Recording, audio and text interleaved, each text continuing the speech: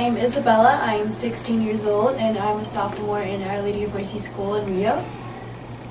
So, how did you get involved with this project? I first got involved with this project in 2014.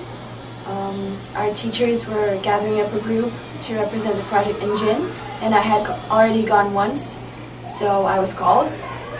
I ended up not going to Gin that year, but this year, with the continuation of the project, I did. So yeah, that's basically how I got in. What have you gained from being a member of the Global Issues Network? Why is it important to identify as a global citizen? So I definitely gained experience.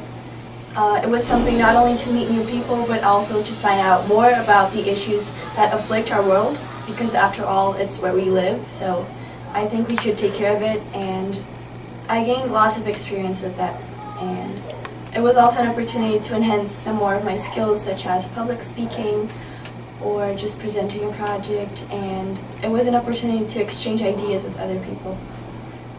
So give us an overview of what the project is about. So this project dealt with the risky behaviors that teens usually adopt in traffic, teens and young adults, such as drunk driving, and how dangerous they were, how they posed a risk both to the drivers and to the people around them, like pedestrians. What is your essential question you were trying to answer? The essential question behind our project was basically, how can we make teenagers more aware of these behaviors that they adopt, and how can we diminish the amount of accidents that happen because of those behaviors? Okay, so what is your global issues?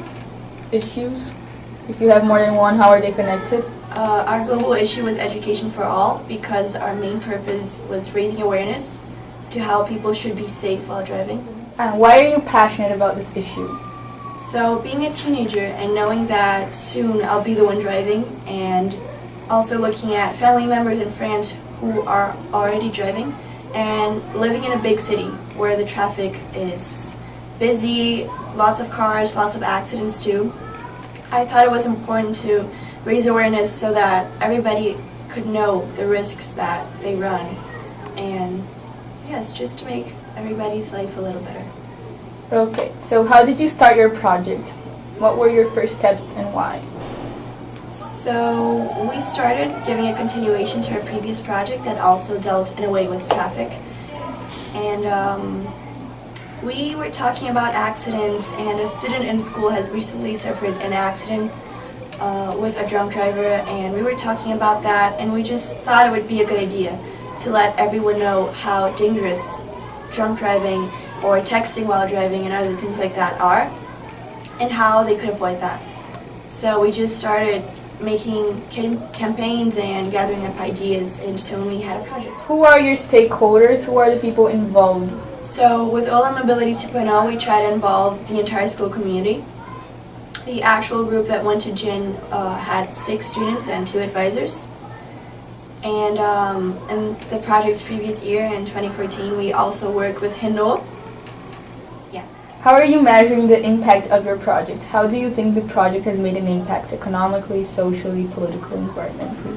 So socially, it definitely has the biggest impact, because, well, it deals with people and how they behave. It's dealing with the people's safety. So I think that raising awareness shocked them a little, yes, but it also resulted in the diminishing of those accidents that happen every day around us, and it resulted in increasing the safety of the people of Rio. Okay. Why is planning for sustainability important? I think that having a plan for sustainability is really important, because it's taking care of where we live, and everything that happens to the world right now, it's basically our responsibility. So if we want to leave this place to future generations, like our kids or our friends' kids or our grandchildren, we have to start taking action, because we have to choose which planet we want to leave them. How can people get involved with your project or issue? So we dealt a lot with social media. We had a Facebook page, and we also had our school's online paper, where constant updates were posted, and we also had like a mailbox on those pages where people could contact us. Yeah. Okay. Anything else that is relevant to the coverage of the story? Awards, benchmarks reached? Yes, so in both years of our project, both this year and the last one, we also participated in an international competition called Your Ideas, Your Initiatives, which is funded by Reno, and it has safety and mobility for all as its main focus. And last year we got first place, and this year we got second. Great. Do you have any advice for students wanting to start a project? Yes, so it's going to be hard, and you're going to have to dedicate lots of time, lots of effort. It's going to be confusing at times. Maybe you will fail at first, but it's always worth it. So if you have an idea, just keep going it, pursue it, and don't be afraid to dedicate your time or talk to people. And yes, just keep going. Don't give up on it. Okay, thank you so much. Thank you.